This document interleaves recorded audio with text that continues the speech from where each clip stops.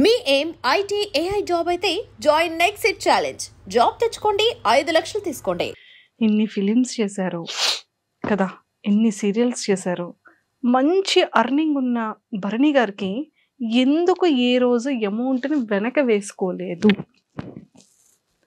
That ఆ టైంలో పార్టీస్కి రెగ్యులర్గా వెళ్ళేవాళ్ళు, ఫ్రెండ్స్. అంటే అలా ఉన్న భరణి గారు సడన్గా లైఫ్లో చేంజ్ ఏంటి? ఎప్పటి నుండి దాచుకోవడం స్టార్ట్ అయింది ఒక్కసారి? There are no good friends, no bad friends. మన ఫ్రెండ్స్ బ్యాడ్, ఫ్రెండ్స్ గుడ్ అని మనం చెప్పలేం. ఫ్రెండ్ అంటే ఫ్రెండే. ఫ్రెండ్ అని పేరు పెట్టామంటే రెండు ఉండవు, గుడ్ బ్యాడ్ ఉండదు. ఫ్రెండే. ఫ్రెండ్షిప్లో బ్యాడ్ ఉండదు, గుడ్డే ఉంటుంది. మన ఎదుగుదలకు కానీ, మన సక్సెస్కి కానీ, మన డౌన్ఫాల్కి కానీ, మన హ్యాపీనెస్కి కానీ, మన పీస్ ఆఫ్ మైండ్కి కానీ, మన ఫైనాన్షియల్ ఫ్రీడమ్ కానీ మనమే కారణం అండి. ఎవ్వరు కారణం కాదు దానికి. మనం చేసుకున్న స్వయంకృత అపరాధం, మనం చేసుకున్న పొరపాట్లు, తప్పు అని తెలుసు కూడా చేసిన తప్పులు, ఇవన్నీ యాడ్ ఆన్ అవుతాయి. అంటే నిజంగానే చాలామందికి ఆలోచన వస్తుంది, భరణి అంటే నేను ఇన్ని ప్రాజెక్ట్స్ చేసిన తర్వాత డబ్బులు అంటే ఒక బ్యాకప్ ఉండాలంటే మంచిగా సెటిల్ అవ్వాలని చెప్పి, సెటిల్ అయ్యి ఉంటాడని చెప్పి అనుకుని ఉంటారు. కానీ నేను అది వచ్చిన డబ్బు వచ్చినట్టే ఖర్చు అయిపోయింది. అది ఎలా ఖర్చు అయింది ఇంక అడగండి. అది మేబీ మీరే అన్నారు కదా పార్టీస్ అని,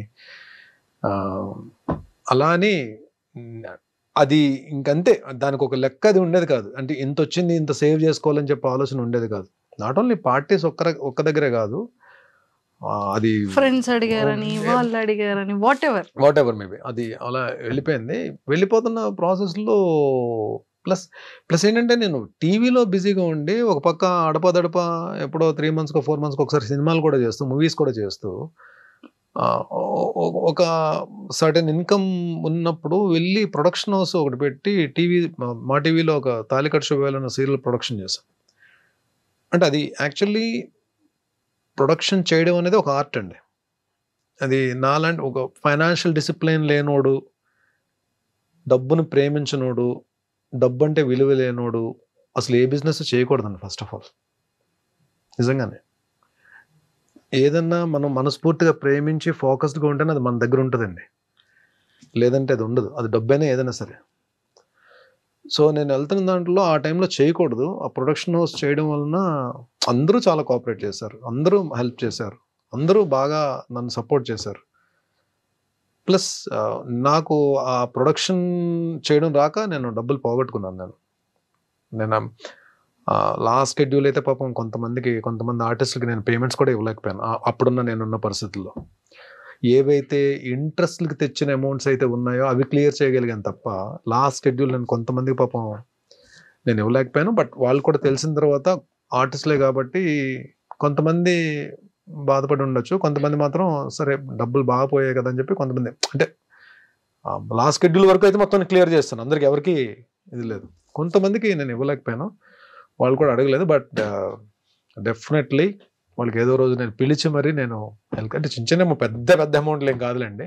ఆ లాస్ట్ షెడ్యూల్ అంటే ఏముంటాయండి, మేము 3-4 days వర్కింగ్ డేస్ పేమెంట్స్ ఉంటాయి. అలా అవి ఒక 3-4 అంతే. ఇది ఏ ఇయర్లో సార్ జరిగింది? ఇది 2015 అండి. 2015 నుంచి 2016 1 టాప్ మంది తగిలిందండి. అంటే తెలుసు చాలా పెద్ద అమౌంట్ పోయిందని తెలుసు. బట్ ఆ 2011-2012లోనే నాకు ఒక అద్భుతమైన వ్యక్తి పరిచయం అన్నారు నా లైఫ్లో. ఆరెంజ్ ఫిలిం నుంచి నాగబాబు సార్. ఆయన డబ్బులు పోగొట్టుకుని ఉన్నారు. నేను ఇక్కడ సీరియల్ అయిపోయిందని తెలుసు. మార్నింగ్ 6:30 కాల్ వచ్చింది నాకు. ఎక్కడున్నావు అంటే ఇంట్లో ఉన్నానంటే పలానా చోటకి రా అని చెప్పన్నారు. వెళ్ళాను. నేను ఇద్దరం కాఫీ తాగుతూ కూర్చొని మాట్లాడుకుంటున్నాను. లైఫ్లో ఒకటి గుర్తుపెట్టుకోవాలని, కొన్ని జరగాలి లైఫ్లో, కొన్ని జరగాలి. జరిగితేనే కొన్నిటి విలువ తెలుస్తుంది. అలా వెళ్ళిపోయింది అనుకో, దేని విలువ తెలియదు. కొన్ని జరగడం మన మంచికే.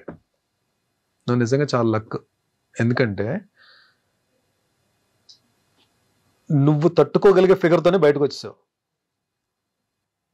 ఇది ప్రొలాంగ్ అయ్యి ఉంటే ఇంకొంచెం పెద్ద ఫిగర్ పోయేది. కాబట్టి ఫీల్ దట్ యువర్ లక్కీ. ఇంకో లక్ ఏంటంటే నీకు టీవీలో ఎప్పుడు కూడా ఏదో ఒక ప్రొడక్షన్ హౌస్ నుంచి కాల్ వస్తుంది. నీకు ఎవ్రీ మంత్ ఏదో ఒక సీరియల్ నుంచి కాల్ వస్తుంది, క్యారెక్టర్స్ చేస్తూనే ఉంటావు. నువ్వు వర్క్ చేద్దాం అంటే నువ్వు డెఫినెట్గా నీకు వర్క్ ఉంటుంది. చేయబర్ని 6 monthsలో బయటకు వచ్చేస్తావు అని చెప్పి అది ర్యాండమ్గా అన్నారు. 6 monthsలో బయటకు వచ్చేస్తావు చెయ్యన్నారు. ఆయన చెప్పి ఇద్దరం డిస్బర్స్ అయ్యాం. నేను ఇంటికి వెళ్తున్నాను, అన్నపూర్ణ నుంచి కాల్ వచ్చింది. That's for Punnaga.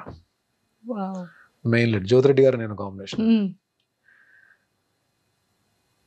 ఆ నెక్స్ట్ మంత్ ఇమీడియట్ గా మళ్ళీ అన్నపూర్ణలోనే ప్రేమ్ నగర్ వాణిశ్రీ గారు అన్నట్టు వాణిశ్రీ గారితో వర్క్ చేశానండి. ఇది చెప్పడం మర్చిపోయాను. అంటే చూడండి, అది నాకు నిజంగానే ఎంత ఆవిడ ఎలాంటి హీరోలతో చేశారు. ఆవిడ లెజెండరీ యాక్ట్రెస్ కదా. ఆవిడ మదరు, నేను సన్. ప్రేమ్ నగర్ లో టప్ టప్ టప్ అని పడ్డాయండి. అంటే 3-4 days లో 4 serials కంప్లీట్ అయ్యాను నేను. 7 months ఎలా వర్క్ చేశానంటే ఈవెన్ ఒక రోజులో అయితే మార్నింగ్ 4 call sheets కూడా చేసాను. 3 call sheets చేశాను. 4 call sheets 3 call sheets చేశాను. లేదు 4 hours చేసినట్టు చేశాను. నైట్ డిన్నర్ చేసి మళ్ళీ నైట్ అంతా తెల్లారులు డబ్బింగ్ చెప్పి మళ్ళీ మార్నింగ్ ఇంటికి వెళ్ళి స్నానం చేసి ఇమీడియట్ గా లొకేషన్కి వచ్చాను. అసలు ఆ పీరియడ్ మాత్రం ఎలా వర్క్ చేశాను నాకు తెలియదు. ఐ కుడ్ కమ్అట్ అంటే నెమ్మదిగా ఒక 3-4 months లో కొన్ని మేజర్వి క్లియర్ చేయగలిగా. సార్ ఎక్కువగా మీతో నాగబాబు సార్ ఎక్కువ ట్రావెల్ చేస్తూ మీతో ఎక్కువగా కనిపిస్తూ ఉంటారు, ఎక్కువ మీతో ఉంటూ ఉంటారా? నాగబాబు గారు నాతో ఉండడం కాదండి, నేను నాగబాబు గారితో ఉంటాను. నేను కరెక్ట్ చేసుకోండి. నాగబాబు గారితో నేను కాదు, నాలో ఒక 3-4 ఉంటాం. ఆయనతో ఎప్పుడూ ఉంటాం. ఈజ్ లైక్ ఒక అద్భుతమైన పాజిటివ్ వైబ్ ఉన్న క్యారెక్టర్ ఉన్న వ్యక్తి. చాలా మందికి నాగబాబు గారు మెగా బ్రదర్ గానే తెలుసు. బట్ ఆయనతోటి ఎవరైనా ట్రావెల్ చేస్తే ఆయన నా మనిషి అనుభవం చేసుకుంటారు. మా నాగబాబు గారిని ఎవరైనా అంటే పగిలిపోద్ది ఒక్కొక్కటిగా అన్న దీంట్లో ఉంటారు, అన్న మైండ్ సెట్తో ఉంటారు. ఏమో నేనైతే ఆ మైండ్ సెట్తో ఉంటాను. నాగబాబు గారిని ఎవరైనా సరే నాకు ముందు నశాలానికి ఎక్కేస్తుంది నాకు. బికాజ్ చాలామంది ఏమి ఇస్తారండి, మహా అయితే అన్నదానం చేస్తారు, లేదంటే వస్త్రదానం చేస్తారు, లేదంటే డబ్బులు సాయం చేస్తారు. హెల్త్ దానం చేసే వాళ్ళు ఎవరైనా చూసారు మీరు? ఫ్రెండ్స్లో ఎలా ఉంటారు? ఈవినింగ్ 5:30కి మరి అక్కడికి వస్తే పదా అని చెప్పి అంటారు కదా, అవి ఉండు. మార్నింగ్ 6కి కాల్ వస్తుంది, ఏ టైం జిమ్కి వస్తున్నాం అని చెప్పి. మేము ఎవ్వరం కూడా పాకెట్ నుంచి ₹1 కూడా తీయనివ్వరు జిమ్కి కట్టడానికి. ఇయర్లీకి సరిపడే ఫీజు అపోలోలో ఆయనే కట్టేస్తారు, మా జిమ్ ఫీజు అంతా. నాకు ఒక్కడికే కాదు, ఆయన చుట్టూ ఉన్న బ్యాచ్ అందరికి. మమ్మల్ని మేము ఎంతో కూడా సంపాదించుకుంటున్నాం కదా, మేము కట్టగలం కదా, మా జిమ్ ఫీజు మేము కట్టగలం కదా. ఆయనకి అదొక సరదా. ఆయన వలన మాకు హెల్ప్ అవ్వాలి, ఆయన వలన మేము హెల్తీగా ఉండాలి, ఆయన వలన మేము ఫిట్గా ఉండాలి. మేము ఫిట్గా ఉంటే 4 క్యారెక్టర్లు వస్తాయి మాకు, మేము మంచి పేరు తెచ్చుకుంటాం, మేము పని చేయగలం. ఈ కాన్సెప్ట్ ఉంటారు. అంటే ఇంకోటి ఏంటి, హెల్తీ బాడీకి ఎప్పుడు హెల్తీ మైండ్ ఉంటుంది అని చెప్పి ఆయన ఆలోచన. Actually it's true. So what he says always, when you change your habits, those habits will change your future. ఇది concept. Change your habits, those habits will change your future life. ఇది ఎవరు చెప్తారండి? మన అమ్మా నాన్న చెప్తారు మనకి. అమ్మా నాన్న పాడైపోమని ఎవరికి చెప్పరు కదండి. కానీ మన అమ్మా నాన్న చెప్పే కూడా మనకు నచ్చవు. ఈయనలో గమ్మత్తైన విషయం ఏంటంటే ప్రతి విషయం మనకు నచ్చేటట్టు చెప్తారు. మన మదర్ ఫాదర్ కూడా అంత పేషెంట్గా చెప్తారో చెప్పరో తెలియదు, అంత పేషెంట్గా చెప్తారు. ఆయన చదవని బుక్స్ ఉండవు, ఆయన గెయిన్ చేయాలని నాలెడ్జ్ ఉండదు. ఎన్ని బుక్స్ చదువుతారు. ఈవెన్ ఆయన వాళ్ళ తమ్ముడు పవర్ స్టార్ డిప్యూటీ సీఎం గారు కూడా చాలా బుక్స్ చదువుతారు. ఆయన చాలా సందర్భాలు చెప్పారు, మా అన్న నాకు ఈ బుక్స్ ఇచ్చారు చదవమని చెప్పి. ఈయన దగ్గర బుక్స్ కలెక్షన్, మంచి బుక్ అని చదివి నాకు ఒక బుక్ ఇచ్చారండి. నాకు చాలా బుక్స్ ఇచ్చారు ఆయన గిఫ్ట్స్ కింద. అటామిక్ హ్యాబిట్స్ అని ఒక బుక్ ఇచ్చారు. మంచి బుక్, అది మీరు వినే ఉంటారు, అటామిక్ హ్యాబిట్స్ అని బుక్. దాని తర్వాత నా లైఫ్ స్టైల్ చేంజ్ అయినప్పటికన్నా నా హ్యాబిట్స్ అన్ని మారాయి.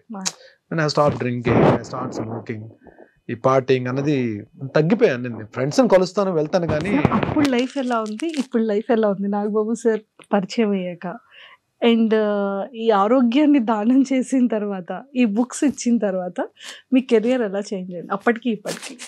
మన మీద మనకి కాన్ఫిడెన్స్ డెవలప్ అవుతుందండి. మన మీద మనకు నమ్మకం స్టార్ట్ అవుతుంది. ఇంకొకటి, ప్రాబ్లంలా చూడడం మానేస్తాం మనం. యాక్చువల్లీ ప్రాబ్లం అని మాట్లాడుకుంటేనే అది ప్రాబ్లం. అసలు ప్రాబ్లం గురించి ఆలోచించకపోతే అది ప్రాబ్లం కాదు. అది యాక్చువల్లీ దాని ఇంపాక్ట్ 20% ఉంటే మనం 100% ఆలోచిస్తాం మనం. యాక్చువల్లీ అది మహా అయితే 20% చేయగలుగుతాము. బట్ సొల్యూషన్ లేని ప్రాబ్లం అంటూ ఉండదు. ప్రతి ప్రాబ్లంకి సొల్యూషన్ ఉంటుంది, కానీ దాన్ని మనం ఎక్కువ ఆలోచించేస్తాం. ఎప్పుడైతే మీరు ఈ ఫిట్నెస్ జోన్లోకి వచ్చారో, మీరు హెల్త్ దీంట్లోకి వచ్చారో, మీ బాడీయే కాదండి, మీ మైండ్ కూడా హెల్తీగా ఆలోచించడం స్టార్ట్ చేస్తుంది. మీ బాడీ ప్రతి ఛాలెంజ్ని స్వీకరిస్తుంది. ఎన్ని కమ్ విల్ ఫైట్. మళ్ళీ మనం ఏదైనా ఒక్క వెనకడింది, రే ఎరా నువ్వు ఆరోగ్యంగానే ఉన్నా కదా, అది తీసుకో వెళ్ళు, ఏం పర్లేదు అని మనకి ఎక్కడ body mind connection, body muscle connection, mind muscle connection, ఇవన్నీ స్టార్ట్ అవుతాయి. మీకు లైఫ్ స్టైల్ ఎలా చేంజ్ అయిపోతుంది అంటే, మీరు భోజనం చేస్తారు, భోజనం మానరు కదా, బ్రష్ చేస్తారు, బ్రష్ చేయడం మానరు కదా, అలాగే జిమ్కి వెళ్ళడం కూడా అలవాటు అయిపోతుంది. అది ఎలా బ్రష్ చేస్తామో, ఎలా బ్రేక్ఫాస్ట్ చేస్తామో మన రొటీన్లో ఒక పార్ట్ అయిపోతుంది.